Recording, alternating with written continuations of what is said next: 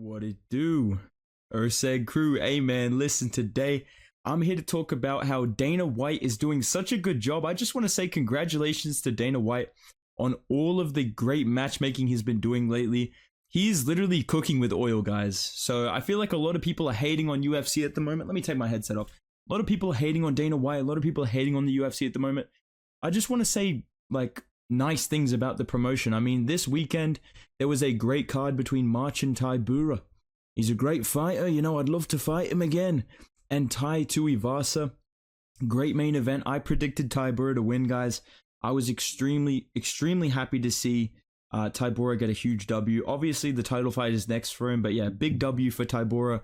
Really competitive, really exciting main event between two high-ranking heavyweight future champions. Great card tonight. And let's talk about next week as well, you guys. We've got Amanda Ribas. You're fighting in the Apex? That's crazy. Versus Rose Namajunas. Now, you guys know I'm literally in love with Amanda Ribas, but this is a great main event. I mean, who doesn't want to see number 8 ranked Amanda Ribas versus Rose Namajunas for 25 minutes inside the Apex? I mean, I literally can't sleep. I am so excited for this fight. I can't wait to see Rose Namajunas fainting around in the octagon, stamping her feet, you know, walking out in the quiet ape. I'm the best. I'm the best. I'm the best in the world for 5 minutes on the walkout. I can't wait. I literally, like I said, I literally cannot sleep thinking about this card. You know, Justin Tafa versus Carl Williams. What an athletic, exciting matchup. I really wonder who's going to win that. And then just when you think it can't get any better, right? We've got Tuivasa Tybura, right? People are talking about UFC 300. Fuck that. Tuivasa Tybura, banger main event. Ribas Namajunas, such an exciting main event. Like, I literally cannot wait to watch this fight. And then, when you think it can't get any better, I mean, come on. Blanchfield Fiorot. What a fucking matchup. I mean, again, another complete, like, you know, a fight that you just cannot wait to watch.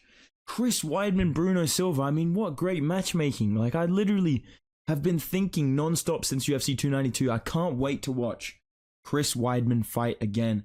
I'm so happy that he's fighting Bruno Silva.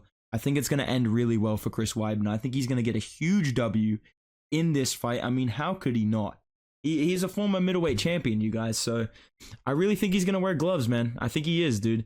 So we've got these 3 bangers straight, you know, back to back to back. And then you got to be thinking, all right, if the UFC's stacking UFC 300, surely the fight night before UFC 300 can't be that good, right? Like, we can't get non-stop bangers. We gotta postpone a couple of bangers for 300. Well, you would be fucking wrong, okay? Because now, instead of Marvin Vettori, Brendan Allen, we've got an even better matchup. Brendan Allen versus Chris Curtis 2. I mean, who has not been asking for this rematch? This is a Cheeto Vera, Sean O'Malley level rivalry. This is a, you know, Dan Henderson, Michael Bisping rivalry. I've been wanting to see the score settled between Brendan Allen and Chris Curtis, especially in 25 minutes fights. I mean, just like my boy Dustin Poirier says, you know, over 25 minutes, you know, the better fighter wins usually. You know, unless there's a crazy knockout at the start, you know, the better fighter wins. So I'm just so glad that this is 25 minutes. I'm really hoping that they make Duran Duran versus Norma Dumont. What the fuck are you doing, Dana? Okay, I couldn't keep this joke up any longer, dude. What the fuck are these cards, bro? Norma Dumont, Jermaine Durandamy, co-main. Who the fuck is Melissa Dixon, bro? What the fuck are you doing, dude? UFC 300, good fight. I'll come back to this, though. All right? Nicolau Cup, great fight. UFC 301. Why the fuck am I the headliner, bro? Why am I fighting for the belt? Now, listen, guys. I'm not actually mad at this fight. I think a lot of people are overreacting to this matchup. They're pretending they don't know who Steve Urseg is. I'm surprised Pantoja didn't pull that card because, let's be real, I'm gonna be the first one to say this. Steve Urseg will win the belt. Like, he is going to win the fucking belt, dude. He's a great boxer. Okay, he's gonna outbox Pantoja. He's gonna touch him up on the feet. Pause. That sounds. I could do a really crazy Izzy bar right now, but I'm not gonna do it. I think he's gonna touch him up on the feet. And honestly, a lot of people don't know this about Steve Urseg. I've been following the Australian MMA scene for a while. So if you have, you know what I'm about to say. He's not even a boxer. He's literally a grappler, dude. So I feel like if Pantoja gets all sloppy boppy and he gets tired, he tries to wrestle with Steve Erceg, he could get submitted. Or he could get out scrambled and get forced to stand back up. I really think Steve Erceg can win this fight, especially over 5 rounds. I do trust him with his style. He's very patient. He's very measured. He's very defensively sound. This is an exciting matchup, but obviously headlining a pay-per-view, you don't want number 10 versus the champion because there's 2 outcomes. Either Pantoja looks like a goofball and gets beat up by Steve Erceg, who the most famous thing about this guy is like commenting on the Instagram, congrats bedtime on the title shot. I got 40 messages about getting a title shot. It's like I actually did get a shot, right? Either that happens to Pantoja, or he lays on Steve Erceg for 25 minutes and he gets, I work so hard for this, guys. I work so hard.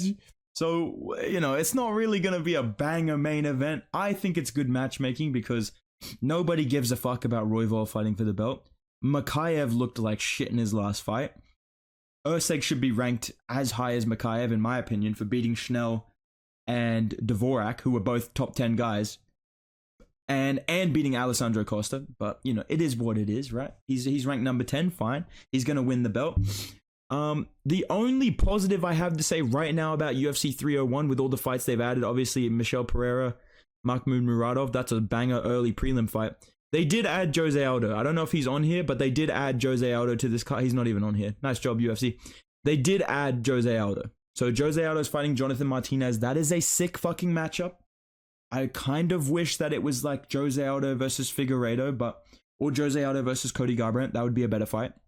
But I'm not mad at the fight. I like Jose Aldo coming back. I think he's going to be the co-main to this abominable fight night main event that costs $80. But yeah, dude, obviously the UFC is cooking hard right now. Like fucking Rebus Namajunas, dude. Seriously, bro. Carl Williams co-main eventing a fight night. Even this card. Like Brian Battle co-main. I like Brian Battle. I actually really fucking like Brian Battle. And I thought he was winning this fight.